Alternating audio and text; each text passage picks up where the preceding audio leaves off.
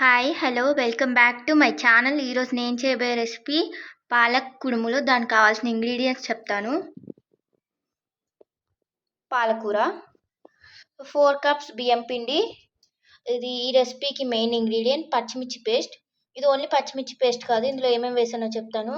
ధనియాలు, జీలకర్ర, వెల్లుల్లి, పచ్చిమిర్చి అండ్ కొంచెం సాల్ట్, చిటికెడు పసుపు వేసుకొని చేసుకున్న పేస్ట్. ఇవి నానబెట్టుకున్న పప్పులు. ఇందులో ఏమేమి వేసానో చెప్తాను. కందిపప్పు, శనగపప్పు, మినపప్పు, పల్లీలు ఇవి పప్పులు అండ్ స్ప్రౌట్స్. ఇప్పుడు దీని ప్రాసెస్ చెప్తాను. స్టవ్ ఆన్ చేసుకొని బౌల్ పెట్టుకొని అందులో 1½ కప్ వాటర్ వేసుకోవాలి. ఇవి కొంచెం బాయిల్ అవ్వాలి. ఇందులో టేస్ట్కి సరిపడినంత సాల్ట్ వేసుకోవాలి.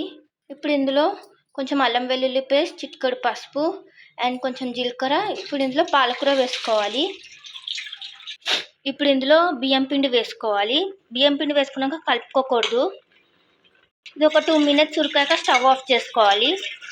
ఇప్పుడు ఇందులో నానబెట్టుకున్న పప్పులు వేసుకోవాలి. ఇప్పుడు ఇందులో స్ప్రౌట్స్ వేసుకోవాలి. నేను అన్ని రకాల పప్పులు అన్నీ 2 స్పూన్స్ వేసుకున్నాను. మీ క్వాంటిటీని బట్టి వేసుకోండి పప్పులు. ఇప్పుడు డోలా ప్రిపేర్ చేసుకోవాలి. ఇలా డోలా ప్రిపేర్ చేసుకోవాలి.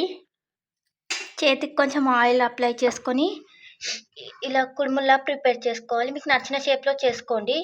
ఇప్పుడు వీటిని స్టీమ్ చేసుకోవాలి. ఇవి ఒక 20 మినిట్స్ స్టీమ్ చేసుకోవాలి. స్టీమ్ అయ్యాక సర్వింగ్ ప్లేట్లో పెట్టి ఎలా ఉందో చూపెడతాను. వేడి వేడి హెల్దీ అండ్ టేస్టీ పాలక్ కుడుములు రెడీ. ఇది హెల్దీ బ్రేక్ఫాస్ట్. దీని మీద కొంచెం నెయ్యి వేసుకొని తింటే టేస్ట్ చాలా బాగుంటుంది. మీకు కనుక ఈ వీడియో నచ్చినట్టయితే please like, share and subscribe to my channel. మీకు ఇంకా ఎలాంటి రెసిపీస్ కావాలో కింద కామెంట్ సెక్షన్లో కామెంట్ చేయండి. చేసి చూపెడతాను. సబ్స్క్రైబ్ చేసుకోండి.